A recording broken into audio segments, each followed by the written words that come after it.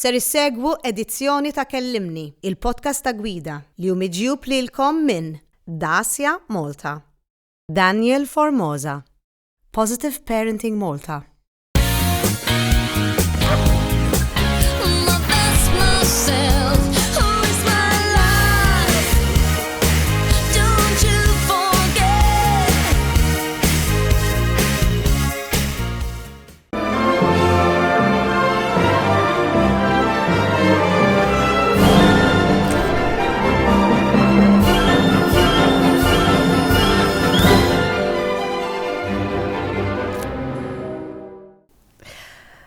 Hello, Ron. Hello, Marini. Ara jiena, il-fat li ċempilt l-katlek Ron. Tiġi fuq kellimni u għat li Iva. U għacċettajt mill-ewel. Mill-ewel, u mux tal-li għacċettajt mill-ewel, tal-li katlek tiġi għaw fċertu ħin, ġejt 5 minuti qabel. Iġifiri, grazzi. Iġifiri min jgħid li nasal tard m'għandux raġun dejjem. Ma jien naħseb għax il-podcast tiegħi ta'. Probabilment. Kontaċċan li niġi. Jiena xtaqt nġibek, Ron, għax vera ili nafek. Vera. Imma jisni ma tantx naf dwarek, u mhux dwarek biex nissindika fuq affarijiet personali tiegħek tipo fuqek, Ron. Minu, Ron, għax aħna dejjem narawk bid-bissima u to a certain extent inti you're a comic, taf kif? Allura, illum nixtieq insir nafek naqra iktar mill-viċin. U meta l-tqajna ma nafx, imma naħseb anke meta l-tqajna biex nippreparaw, naħseb illi il-nexxielek titniffet ftit mhux ħażin. Għalkemm tlaqt li wara 20 minuta, Vera, ġifieri għandek iktar tiskopri llum. Llum mela, u l-ewwel ħaġa li vera, imma fl-istess ħin nemnek għax jiena l-istess. Inti bniedem riservat u mistħi. Kif? Le, veru, ekku. Spiega li naqra. Il-mistħija minn dejjem baqgħet hemm, qatt ma naqset. Imma ovvjament sirt iktar outgoing, nħoss intaqa' man-nies ħafna. Imma xorta ġifieri jekk inkun f'kamra fejn ma naf il-ħadd. Mhux sa naqbad imur nkellem minn xi ħadd hekk konfidenza, anzi pjuttost nibda nħoss il-kamra tħares lejja. Minn dejjem minn kont fil-klassi meta kont nolli idejja biex immor it-toilet, kont inħoss il-kulħadd tħares lejja. U vera, tipo, vera misti, minn kelli nagħmel programmi ta' allegrija u jagħtu impressjoni. Li inti the life of the party. Li nista' nkun il-life of the party, imma irid tkun kumpanija li vera nafa. Iġifieri jekk immorru, u jiena di xi ħaġa li nidentifika ħafna ma' ħajna wkoll, għax jiena meta kont żgħira, ħafna nies ukoll ma jemnux, jiena kont mistħija ħafna ma naħseb int. Kont misti iktar minni għax inti rrakkontajt li kien hemm xi trend li kulħadd imur il-bathroom. Kienna teacher tal-Ingliż bħalek. Li kellu sistema illi biex tmur it-toilet biex ma twaqqafx il-klassi tagħmel idejk hekk, tagħmel tipo hekk jarak u jgħidlek korrett tista' tmur biex ikun jaf li mhix mistoqsija. Sistema tajba di. Vera tajba. Vera tajba. U da, tipa kienem ġurnata minnum naħseb fej kulħadd kellu aptit. Jiskarta l-lessi. Eżatt, kulħadd serek, wieħed wara l-ieħor, u f'moment minnhom qal daqshekk tipo daqshekk. U ċerta li vera kelli bżonn immur it-toilet. Ħafna. U il-taħdej jatlu u jibda għawat żgur marsana li idej issa għax jew ħajksirni u jekk jiksirni teacher kienet tkun xi ħaġa kbira, vera kont inħossna ħażin id-dinja ta' fuqi. U l-taħdej jaklu u miskin qam ta' raġel li hu u marri kellem it-teacher bil-mod u mort il-bathroom. Imma sforzi l-mistija kont se nispiċċa nagħmel xi traġedja. Mbagħad iktar kontesti żgur. Oh, min jaf. Imma hekk interessanti għax dak li jkun jarak u jaħsbek minħabba l-karattru tiegħek jgħid naseb Ron kien il-class clown taf kif iddaħħaq il-kulħadd fil-klassi. Issa ma nafx ġieli għajlis ma ġin jekk narak naqbad bissima. L-għonet inħoss nigrata ma nkun nagħmel xejn. Imma ġifieri meta kont iżar u jkoll il-momenti tiegħi anke llum, il-momenti kemm meta nkun kwiet, fej ma jkunx il-każ li nkun il-Joker. Għax inti għatli anki pereżempju fit-triq, għatli mella qas il-ħorn jiena għandu. Dik vera. Għed tiftakar affarijiet. Lex jek indoq il-horn, pa speċi nistajlom jgħidu dak kemmu kisa ħajoqot idoq il-horn. Għax normalment ek tajda għal-fejt idoq il-horn, pa speċi, mela triq tijaw. U għallura l-horn vera ndoqqu għal-bżon, imma jrid ikun vera bżon. Infatti, ma asnaf kif jinstema wis, għax ftitu zajtu. Iġibiri għeta kon zaħir. Per eżempju, għeta kon zaħir, jena għrit nsir teacher. Tajjeb, Jgħidu li kon teacher tajba, le? Ek naħseb, għamilt 20 sena, ma gdejjem kelli target, ġifri kif spiċċajt fil-media, ma nafx, kienet, int, kif spiċċajt fil-media inti? L-għed, għat ma kelli ħolma li rrit insir xaħġa partikolari. Fajn kelli ħafna interessi, dak il-ħolm ta' tfal, futboler internazzjonali. Kont tajjeb fil-futbol. U jenen edha. Ma nafx jekk jaqblux miegħi dawk li ġillu biex nilabu 5-a-side magħhom illum. Probabilment ma jaqblux miegħi. U ma kont edha. Imma qatt ma kelli ħolma partikolari, naf li rid insir pilota, minn kelli għandi ħafna interess fl-avjazzjoni, nħoss naqra u nara l-filmati. Imma tipo dejjem imxejt, issa naraw x'jiġri bħal speċi, insegwi l-ħolm tiegħi bil-mod pass. Infatti ċajta mejja nifsi ma nafx li tinsir meta nikber. Għadek ma tafx. Ankallum. Għadek ma tafx. Imma, ġifieri, pereżempju tat-television jekk irrid nirrakkonta kif spiċċajt fit-television, li spiċċajt fit-television kombinazzjoni kbira, għaliex l-ewwel namra u għandi namra kbira ħafna, kien it-teatru. U t-teatru kissir li ftit minn din il-mistija, irnexxilu għax inti tibda taħdem fi klassi ma' n-nies, trabbi l-konfidenza, mbagħad ikollok udjenza u dak it-trill ta' udjenza. Però l-ewwel rwoli tiegħek kienu non-speaking, u ġiber. Brava tal-li ħatni għalija. Għaliex peress li pereżempju fi klassi tal-iskola kont ma niftaħx ħalqi kont kwiet ħafna, pa' speċi mhux ħajkun hemm it-teacher li tieħu r-riskju li titfa' f'xi parti prinċipali. Allura kont ikun jew xi rajja jew xi stilla. Daw li bihom mingħajrhom Kif kont tkun ta' stilla? Le, vero, kienu jkunu. Selliġin il-makeup. Għali mux importanti. Nimmaġina stilla. Jew naċa, jew raj minn dali paspeċi. Selliġin il-makeup, bro. Imma mbagħad.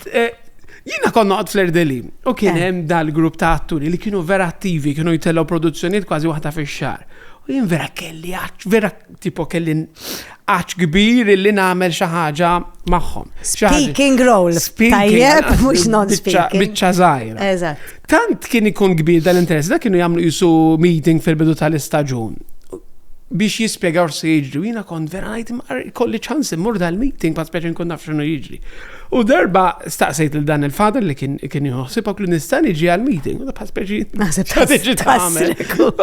Ejja, forsi. U bad eventualment bdejt ninata partijiet żgħar anke l-iskola, illi bil-mod tibda iktar konfidenza. U kien hemm moment fejn teacher tat-Taljan tiegħi, Adrian Buckle, illi għandu jew kellu kumpanija ta' teatru, ma nafx għadux għaddej biha, il-Unifon. Kien għalli ma titħajjarx tmur drama unit li kienet jidir li l-imtada, qabel mbagħad saret id-DUTP. U mort, u vera bdejt insib bażi tajba fit-teatru, bdejt insib sodisfazzjon kbir, immur regolari, nkun looking forward ħafna li mmur għal daw il-lezzjonijiet. U minnem tipo bdejna anke nieħdu sew fi proġetti internazzjonali, ġifieri l-esperjenza kibret. Il-mod. Jiena nħossu ukoll li tara ħafna persuni din hija komuni ħafna ġifieri li jkunu jistħu. U mbagħad meta tmur on stage, peress li inti m'intix inti qed persuna oħra tu personaġġ ieħor, isu taħbi il-mistħija u minn bnidem tistħi issir dik il-persuna on stage kienet il-kas inti. Xinti tinħebba wara dak il-karattru, vera. U tibda tajt dal-mistħida kif jitlemmek u jifqa kull mawt. Inti kontek u kol. Veru. Għax jirnexxilek, per eżempju, jina l-assistant head tiegħi kien Charles Saliba. Il-lami. Li kien tipo, kont nafu ftit fil-medja, ma kontx nafu fuq bażi personali. U żgur li qatt ma kont noħlom għal immur u ngħid xi ċajta fuq Charles Saliba. Imma darba kont għamil dal-karattru l-iskola li kien lejn l-aħħar ta' xi form 5. U kien jagħmel xi riklam ta' xi sodot. U jien tfajt nofs ċajta fil-karattru fuq l-assistant head u tista' timmaġina li meta għandek l-udjenzija ta' tfal studenti li jafu l-Charles Saliba kien hemm reazzjoni. Allura u tant li ġi kellimni wara something positive. U niftakar għax probabbilment kienet biċċa turning point li bdejt inkompli inkisser il-mistħija. Li forsi li nara u nammira ħafna fik li inti tkun komiku, mux kommedjanta, min inti tkun komiku, apparti li meta tkun on stage u importanti ħafna li l-script ma tiddevjax minnu tajjeb, imma naħseb li kollok dak l-adlib fejn inti taf fejn tista' titfaċajta, naħseb mux kulħadd ikollu dak it-talent u naħseb inti wkoll skoprejt lati ieħor tiegħek. U forsi jiena nsegwi ħafna current affairs. Allura itik emlok ħafna li ssib fuq xtajt. Fuq xi xtaqbat. Mod partikolari għaw Malta ħna. Dejjem konna affarijiet interessanti. Imma waqt li nieħu gost li fejn għandi lok li jkolli ftit adlib li nżid meta konna nagħmel iktar teatru, xorta I am very politically correct, anke fuq il-television, ġifiri jiena l-ikbar bezzieħ, kważi l-argumenti żgħar li jkolli ma' tim tal-produzzjoni ikunu, għax huma jkunu jridu jkunu avventurużi u jiena nibża illi jekk se ngħidu komment ħan weġġaw in-nies jew ħajkun hemm min ħajreaġixxi jew ħajkonna xi backlash. U allura noqgħod vera attent x'ngħid u x'ma ngħidx. Imma toqgħod attent għax ma tkunx trid tweġġel dak li jkun jew ma tkunx trid tidħol fl-inkwit inti bħala Ron. U għax anke jiena minn jiena ma nħossniex li bnedem kontroversjali, I am very, niprofa nkun paċifiku. Ġifieri ma nħossniex li toqgħod fija li innigges ħafna. Għax jisu minnu komiku hija parti mill-karattru tiegħu li qisu innigges taw imma ovvjament taħt il-mertu ta' ċajta. Eżatt, issa jiena kontra ċensura. Terġa', ġifieri tiskanta. Le, għax naħseb li nistgħu niċċajtaw b'kollu. Imma sensittiv ġifieri. Sensittiv ħafna, eżatt, prost. Sensittiv li qisek tibda tajt, ma da ħajħu għalih, ħajħu da kontrija u forsi inti deep down ma tkunx trid dak li kun tweġġaw anke taf li kun ċajta. Niprofa kemm jista' jkun politically. Inkun politically. U le, mhux għal ma vera, r-realtà hekk. Imma tara ħelwa li nsiru nafu daw l-affarijiet fuq. Jiena xi ħaġa wkoll li vera gustajt fik. Inti kont tħobb ħafna li Rowan Atkinson. Meta kont żgħir. Meta kont żgħir. U naħseb tant kont insegwih illi inkorporajt fija bla ma naf xi affarijiet tiegħu ma naf. Inti da ġifri ktibtlu itra? Di meta kont żgħir, kont ktibtlu itra. Kont naglina nħobb nsegwiħu li għamilni ħafna kontent meta nsegwiħu jidaħħani ħafna u sallom il-ġurnata jek nara, mi badnix nara b'mod regolari da' skem kont nsegwi qabel, imma meta nara xi filmati meta kien jinterpreta l-karattru ta' Mr. Bean mod partikolari, nitħaq ħafna, veru nitħaq. Minina nitħaq ħafna affarijiet, imma Rowan Atkinson vera jidaħħani. U kont tibtlu jitra li jek tista' ibat li ritrat iffirmat. U veru baħt li ritrat iffirmat bil-firma autentika tiegħu. Wow. U vera prezzajta x'tipu dat tifel minn Malta. Kont batt il-management tiegħu l-Ingilterra, konsept di kbira, konsept l-indirizz tiegħu minn fuq il-gwida. Marom il-gwida. Għalix kienu jgħamlu, għax qabel mux bħallum bl-emails, kienu jgħamlu tipo Rowan Atkinson huwa rappresentat minn datti management. Illa miġi għamilt naqra Risa. Għax jina nħobb naqra fuq kollox, minu gwida kienet meta tkun il-printed copy kienet tkun interessanti ħafna. Iġvi nibissja, ma naf li mux ħanġu jgħamlu printjata, probabilment tal-ista. Sustainability. Wi, man għawil kellimni bizbiz li rebħet ħafna iktar. Iminti isek, meta għat li Rowan Atkinson kien persuna li inti kontu pjaċir ħafna tara, meta xsibt lura fron, kont isek inkorporajtu ħafna mannerisms tijak kif kont għamel witchek, isek kont għadek għet isib li l-ek nifsek u kol. Proset, kienem dal-periodu fej bla marrit naħseb kont ninkorpora ħafna minn dola affarijiet li naħseb illi ikunu Halloween fuq l-stage jew waqt li qed nagħmel nippreżenta xi ħaġa, ma tantx kont nippreżenta daqshekk dak iż-żmien. Li daqskemm kienu tajbin forsi ma kienux daqshekk tajbin. Però aktar ma kbir, tambat aktar ma għadda żmien u għamilt irrealizzajt kemm vera nħobb it-television pereżempju, naħseb li l-amor propju kważi mit-teatru nbat inġar li television. Naħseb illum il-ġurnata hija verżjoni iktar autentika tiegħek. B'dak kollu li bnejt, grat ħafna li naħseb li fit-television ġarrejt miegħi elementi ta' teatru għax naħseb illi ituk ftit iktar ċans li taħdem u tkun kreattiv. U ma tkunx prezentatur biss, ma forsi tkun prezentatur li jistgħmel xi ħaġa iktar interessanti biex issegwiha. Jiena naħseb li għax anke jiena bħala preżentatriċi meta nħares lura jiena ili mit-2007, inti ilek mit-2000. Oh, xaħġek. Issa ngħidlek kif ġrad. Ara kemm hija għajdi wkoll. Imma jiena naħseb li nevolvu u in-nies jisom jarawna nikbru.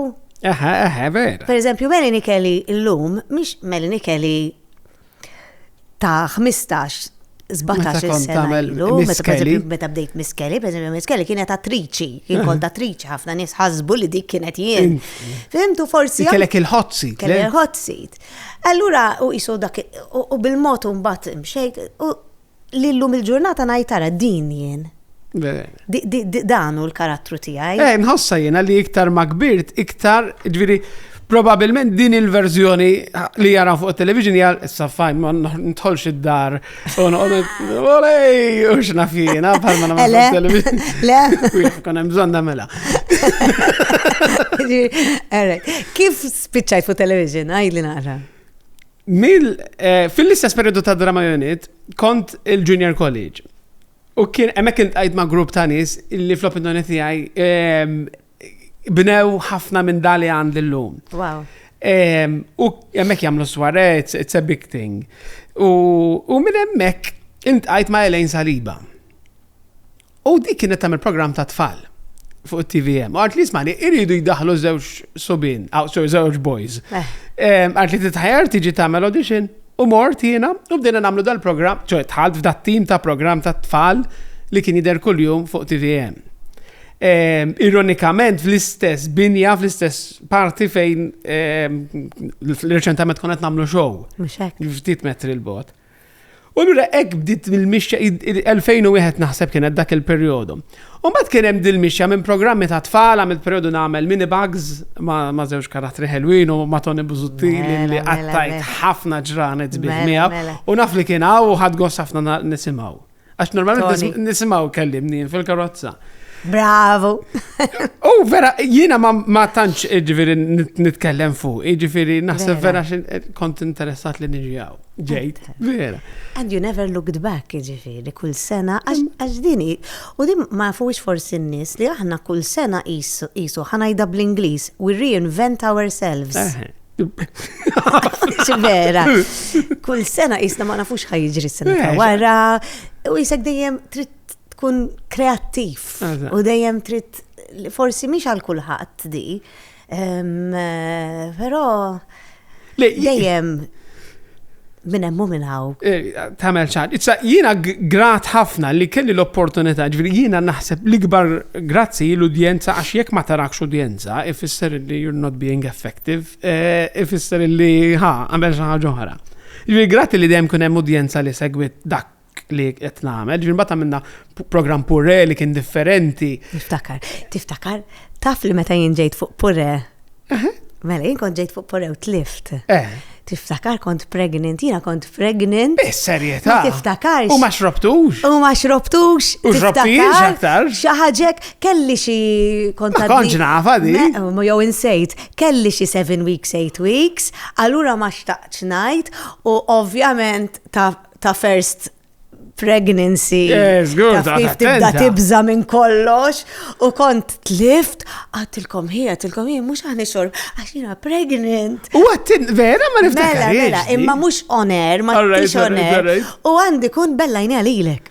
Daċ, normalment jiena kont nkun il-vitma. Il-vitma. Il-bicċa li kien ikun hemm 13 il-programm f'ġurnata. Allura kont nispiċċa, meta nirrekordja, nixrob xi 4-5 purejiet fil-ġurnata. Imma pure kien programm ħelu vera. U naħseb nimissja, u naħseb xi darba jekk ikunu interessati nerġgħu nagħmlu. Vera. Però kien hemm żvilupp anke f'dal affarijiet li għamil, għax minn programmi ta' tfal jisu mbagħad kbirt għal programmi li kien quiz, forma ta' quiz entertaining ħafna. Però mbagħad naħseb li l-ikbar sfida kienet meta riċentament għamilt Serata Ron. Issa. Serata Ron. Jien nitkellmu naqra fuq Serata Ron. Mela.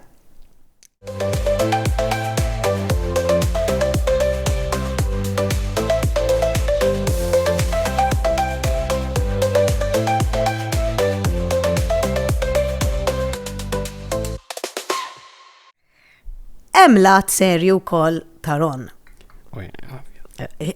Ovvjament, inti tlift il-mama tiegħek sentejn ilu. U kienet għadha żgħira. 67. I mean, all right, għallum. Le, kienet għadha żgħira, 67. Baqalek a good, God bless, 15 years. Taf kif. Kont close mal-mamant. Kont ħafna close. I mean, konna nargumentaw fuq l-affarijiet ta' għaxġi li kienet qabli zom li ma' ovvi kont close. Għaxina kont it-tifel iż-żajr, pal speċi. Tnejn. Oħti Roberta u jiena. U inti kont iż-żajr. Allura kont il-baby tal-familja, fit-tajjar kont. Kien perjodi li naħseb għallimni ħafna. Il-mama mardet. Yes, kienet ma tiflaħx, ħafna kella kanser aggressiv ħafna. U hemm storja interessanti relatata ma' dan, għaliex jiena kont naf illi ħanamlu programm illi se jsir il-ġimgħa fil-għaxija. U jiena l-ewwel mistoqsija kienet tipo isman il-ġimgħa fil-għaxija hemm Xarabank. Imma qalu li dal-programm se jkun qed isir flok Xarabank, se tkun xi ħaġa entertaining. U daqs kemm eċitatni, beżżatni, ovvja. Imma l-iktar ħaġa li beżżatni kienet ir-reazzjoni tan-nies. U kien hemm xi ħaġa interessanti. Kif kienet ir-reazzjoni tan-nies? Mhux għalija speċifikament, imma jiena kont parti mill-istorja. Mind jiena ma daħħalx programm biex naħħu xogħol. Ġifieri kien hemm din l-idea. Kien deċiżjoni tiegħek. Li jiena apprezzajta at the end of the day. Fil-ġurnata, mela jiena kont naf li ħajsir dal-programm, imma mbagħad ovvjament dew isiru jafu l-media houses. U Times of Malta, f'dil ġurnata partikolari, kienu ħarġu storja li tajt Serata ma' Ron ma kienx li sem eżatt. To replace Xarabank on Friday night on TVN. U tista' timmaġina id-nies kif daħlu fuq il-Facebook u għalaw dak li kellhom jgħidu. Jiena nirrispetta ħafna il-reazzjoni tan-nies jew in-nies x'għandhom xejdu għax nemmen li kulħadd għandu dritt jgħid li jrid. U naħseb li dik hija parti mill-pakkett tagħna ta' fuq it-televiżjon. Imma kien hemm ħafna kommenti, jiġifieri, u nkun qed nikdeb jekk ngħid li ma tħallx nara x'kienu qed jgħidu n-nies. Interessanti ħafna li fl-istess ġurnata il-mama kellha tmur tara il-riżultat tat-test u il-mama jien meta kull darba li ċempiltilha dejjem irrisponditni, anke kienu fit-3 ta' filgħodu, imma ċempiltilha u ma risponditnix. U bdejt nifhem li hemm xi ħaġa li mhix tajba. U tkellimt magħha u qalt li ismani l-affarijiet mhuma tajbin xejn. U għattra tista' tini il-dana u il-riżultat għax forsi naf mhux qed tajk l-verità kollha jew tittajlek parti biex ma tinkwetakx. U ċempilt ħabib tiegħi. Qabel tħalt meeting għal dan ix-show. Waqt li fuq il-Facebook hemm dal-barax ta' kommenti. U għaklu, ħabib tiegħi li għata, ħabib għaklu smani, tista' tispjega li ftit fi kliem li nifhem jiena il-mamma x'għandha minn dan ir-riżultat. Għalli ismani, għalli poġġu bil-qed kelmek ftit, għalli l-affarijiet huma tajbin xejn, għalli this is an aggressive cancer, għalli u mhuwiex kurabbli. U allura fl-istess ġurnata kelli din il-kakofonija ta' ħsibijiet u ta' attakki u ta' inkwieta, tinkwieta ħafna ovvja. Issa, irrid inkun vera sensittiva u għaliex hemm mart li jiġi kurat b'suċċess. Imma fl-opinjoni tiegħi il-inkwetajt iktar dikinhar kont inkisser iktar dikinhar mill-moment li mill-ġurnata li mietet il-mama għax isu hemmhekk you realize li ismani. It's over. It's over, eżatt, dik il-kelma. Sa fajn, ħadet il-kura u naħseb il-tim li għat il-kura s-samok mod partikolari u ma nistalġen jgħamlu li jissaw imma at one point iġi situazzjoni t-tifem tipo iżminu budget li nifhem li jismani vera memx stama. U kemm damet? Sentejn. Imma kienu sentejn illi ġviri ma kienet iżżom li l-nifisa minn dik il-ġurnata bdiet tmut il-kelma tqila. Tmut ġurnata. Għax jisek di kombinazzjoni bdejt ċaħat li naf l-istess ommu f'daqqa waħda kif jgħid bil-Malti pal sajjeta fil-Blazzi fil-li etnit u f'daqqa waħda isma din għanda aggressive cancer u f'6 xhur. U jisek tasal fl-axħar ta' 6 xhur fej tibda tajt aħjar titlaq għax jedbati. U jisek tinganna lil moħħok li tajt aħjar titlaq. U bdejt, u jiena għamilt ħafna ħin naħseb fuqa, tibda tajt vera aħjar titlaq imma di. 6 xhur ilu ma kella xejn. Allura jisek naħseb bħala persuna li hija ommok tibda tajt aħjar titlaq għax tiddejjaq tarhom ibatu u jinbidlu f'persuna oħra li inti ma tarafx. Brava. Ma tarafix. Imma l-emozzjonijiet ta' mhux ħanara iktar. U kella iktar ħajja fija. Isna ma nafx kif, isna ħna pala persuni vera ningannaw lilna nfusna bil-ħsibijiet biex forsi we make things better. Egoistikament forsi nagħmluha. Ek inħoss. Ir-realtà u din użajta ħafna anke li nifsi biex nifhem is-sitwazzjoni li kulħadd għandu l-mixja tiegħu, kulħadd għandu l-problemi tiegħu. Min ma eħx sa 67 daqs kemm eħxet il-mama. Jiena waħda mill-ikbar esperjenzi tqal tiegħi. Jiena nibża mill-mewt mhux għax tbeżżani, imma għax inħobb ngħix il-ħajja. Għax jiena vera nħu gost ngħix You love life. Yeah, I love life. Imma tbeżżani ħafna iktar il-mewt fuq iż-żgħażagħ. U waħda mill-aħbarijiet, s-samurx biex nistaqdu nitkellmu fuq il-mewt, imma It's part of life. Eżatt. Imma għax qed ngħid li ma kellha x-xorti jiena kelli x-xorti ngawdija on the positive side għal 67 sena ma jnasleta tiegħi. Meta twilid. Imma hemm żgħażagħ illi mietu jiena kelli ħbib tiegħi illi kont magħhom, ħriġt magħhom u ma marrux id-dar, jien wasalt id-dar u ma waslux id-dar ta' 1920. U allura ngħid jiena x'għamilt biex għext ħafna iktar minnhom. Imma dik il-ħajja, ġviri il-ħajja ekki, il-ballo della vita, illi għandek ġranet vera tqal, imma ġranet illi thankfully iġulona napprezza bil-ħajja u koll. Interessanti ħafna, Ron, li titkellem fuq daw l-affarijiet li jena ċerta jafsulek qalbek, but xorta b'maskla fuq wiċċek. Vera? Għax jisek dejjem bdiet daħqa, nofs daħqa fuq wiċċek. Li xi kultant nibda ngħid imma dik in-nofs daħqa hija għax tant drajt b'dik il-persona, jew qed tipprova tagħti l-emozzjonijiet li jibdew tilajn u ma tħallihomx jitilgħu. Għax interessanti x'ina qed nħares lejk, titkellem fuq il-mamali ċerta li hija qafsa ta' qalb u xorta għandek dik il- Ma naħseb hija taħlita ta' żewġ affarijiet li għad. Kemm għax trajt. Ma jiena naħseb li mhuwiex fair illi jekk illi ndejja n-nies, mhuwiex fair illi jekk in-nies qed jaraw diskussjoni fuq l-eutanazja bla ma trid tafs. Hekk qalbek forsi t-emozjonal hekk. Ma jiena inħoss li xogħli li ma nqisux bħala xogħli għax fih ħafna iktar soddisfazzjon milli valur finanzjarju. Illi xogħli bħala preżentatur, id-dmir tiegħi u li jekk in-nies hemm barra kellhom ġurnata tqila, forsi għamlu ilhom ħarira ħfef jew nallegrawhom ftit.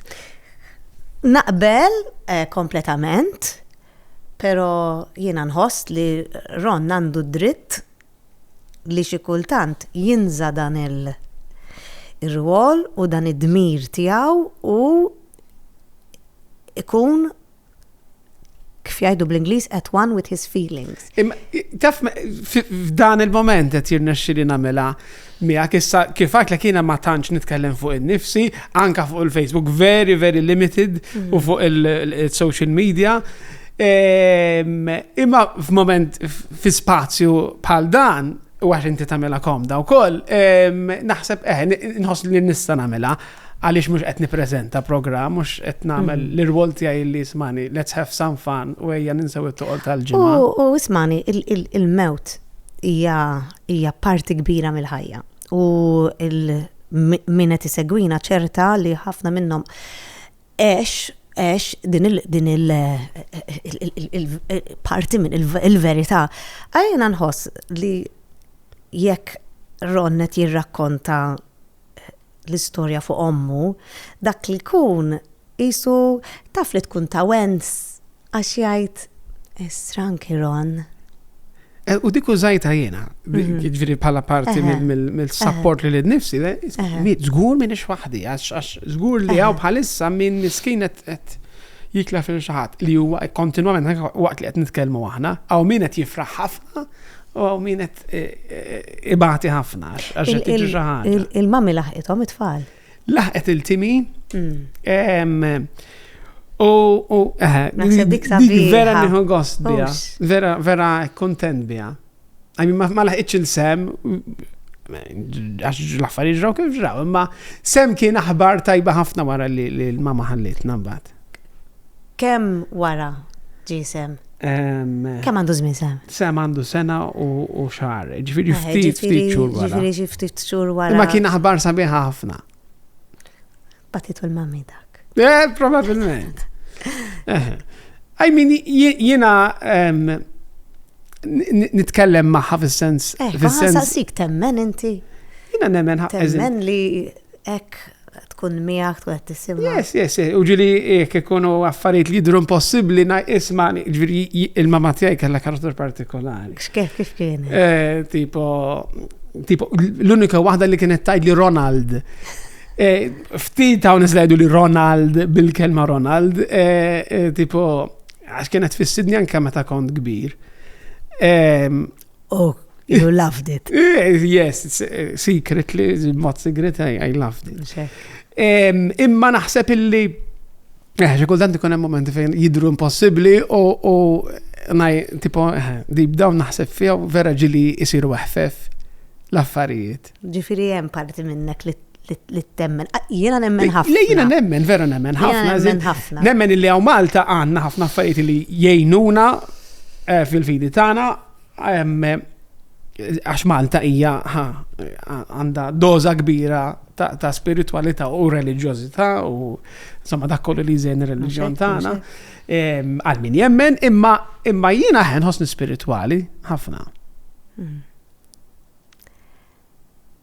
Il-mara fakkarni x'isema. Francesca. Francesca, ilek ħafna Francesca. Ver, meta l-tajna klek vera jenna. Għazzintuna, baddek tajjeb ta' li tajt il-għami kemili maħħa. Li kiku jkolli nsaqs il-Franċeska biex tiddiskrivik? Naħseb tajtlek illi, isma dak ma tajkom għana jkun vera kwiet ta' probabilment ek tajtlek. Pero, għax niprofa id-dar nkun kif għandi nkun pan speċi. Dedi tajjeb int.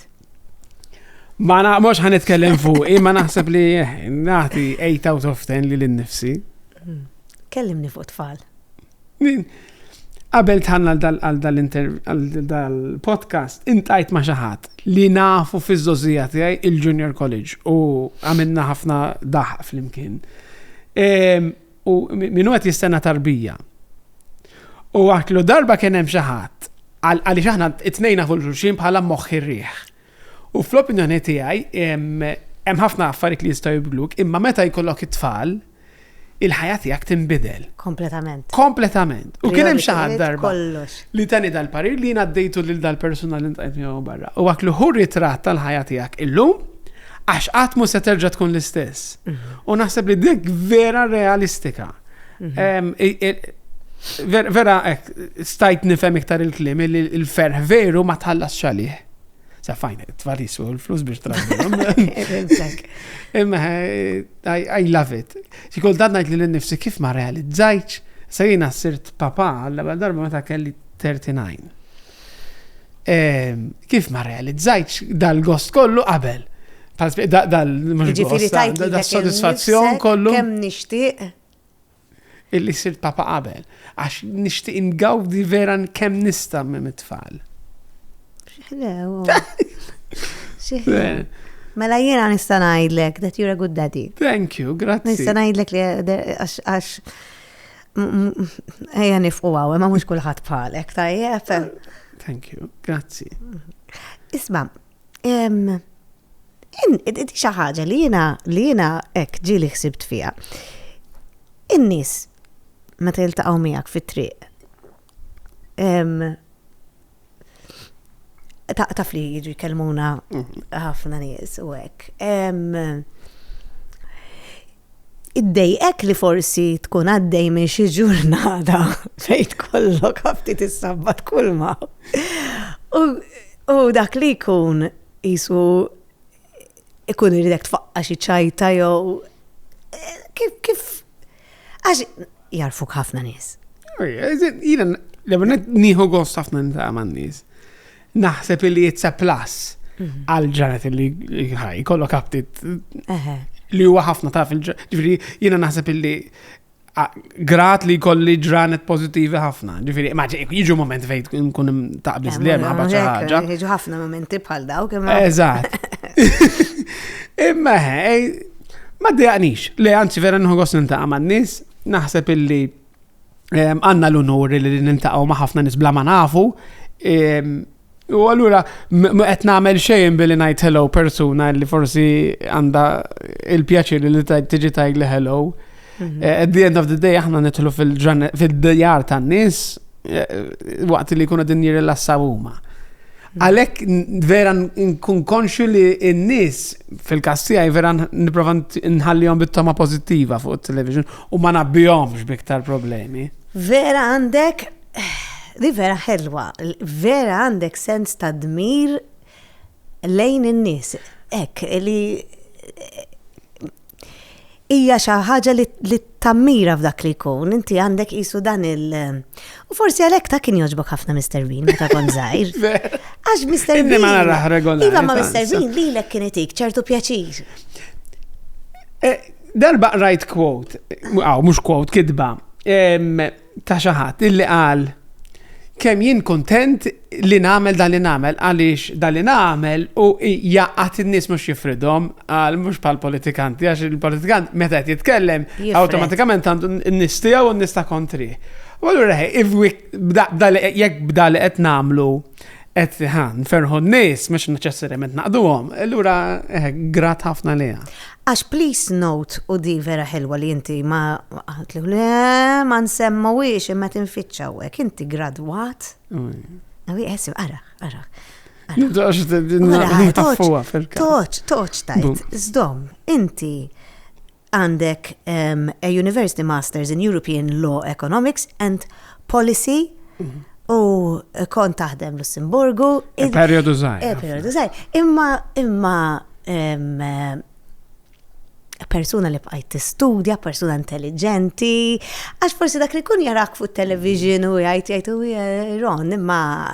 Mux intelligenti, għax kurjuż iktar minn kollox. Kurjuż ħafna. Jinen, il-wahda mill-problemi l-kbar li sar għandi i ChatGPT. Għax nistaqsi kollox sirt nistaqsi. U anka ġirik naħseb jitħolli fil-history jgħidax eżattament ċet jikol. Kurjuż iktar minn kollox. Minni ħogos. U naħseb illi il-nis li l-tqajt maħħom l-università tħogos li titkellem maħħom, tħabbat l-argumenti, u ħafna minnhom u maħbib tiegħi, ġifieri għandek komunità li tibqa' ġorra u llum fejn naħdem, fiż-żona fejn kollu bżonn naħdem jew xi avveniment jew ħaġa oħra, tiltaqa' ma' ħafna minnhom ngħid il-laħwa. Tipo llum min għandu l-kumpanija tiegħu min qed jagħmel xi ħaġa vera interessanti, hekk komunità vera interessanti tal-università. Ftakarhom jiena wkoll. Taf li baqanna 5 minuti biss. Ma nafx dar il-ħin vera. Taf li baqanna 5 minuti biss. Vera. Nispera nfadallek xis mistoqsijiet. Le, jina xtaqt insaqsik xi trid isir la tikber le. Għaddi ma nafx. Għadek ma tafx.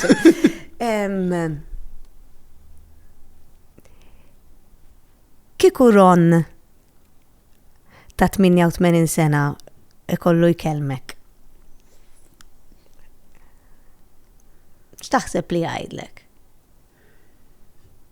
Jekk nix ta' 88 sena nħossni vera grat. Naħseb kellu jgħidli għaliex waħda mill-affarijiet qed niċċajta fuq tax nixtieq insila nikber, nixtieq nibqa' nagħmel more or less l-affarijiet li nagħmel bħalissa fejn jibqgħu possibbli.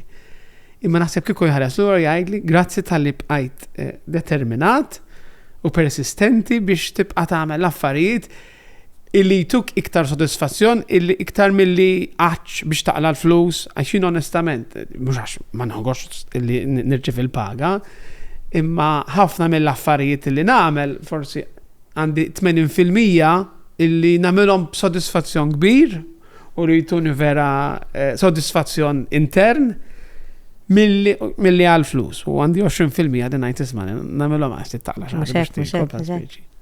Inħobb insaqsija din il-mistoqsija insaqsija ħafna li l-nifsi jiena xi kultant meta nkun għaddejja gazz dawn u hekk anke forsi min qed jismana.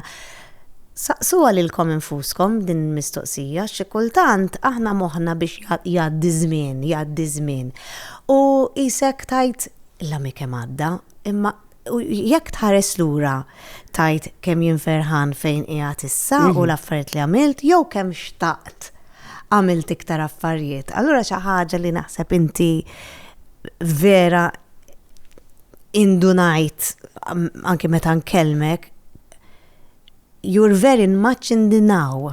Li naħseb ħafna nies ma jindunawx dejjem qed jaħsbu fil-futur jew fil-passat, però inti isek issa qiegħed hawn jien għandi tfal fil-fatt li x-xogħol tiegħek huwa flessibbli għax trid qatta ħin ma' tfal.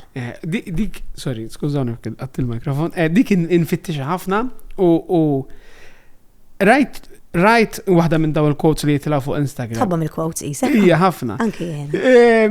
Kapaċi minna tisegwina raxi darba oħra. Vera interessanti u vera nipprova napplika fil-ħajja tiegħi.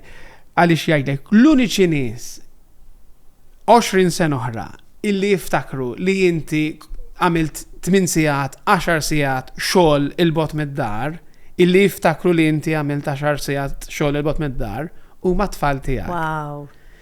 U naħseb di, tipo, life is now, jekk għandu l-opportunità illi nintaqa' kemm jista' jkun ma' tfal, illi jkollna ħafna ħin fil-familja,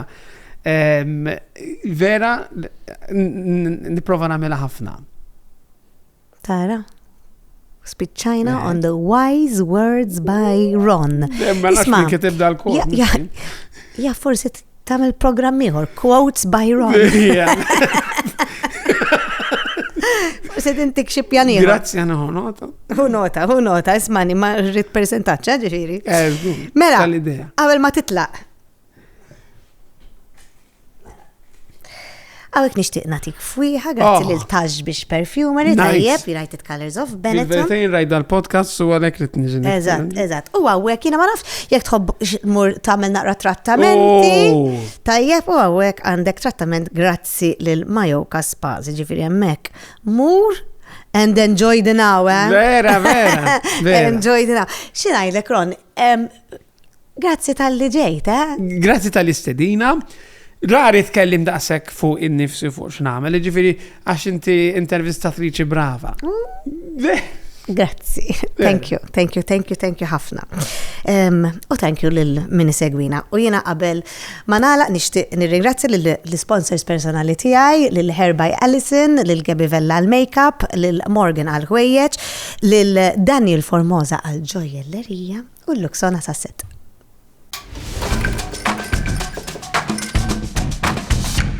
Għadkom kif segwejtu kellimni, il-podcast ta' gwida li jumiġjub lilkom minn Dacia Malta, Daniel Formosa, Positive Parenting Malta.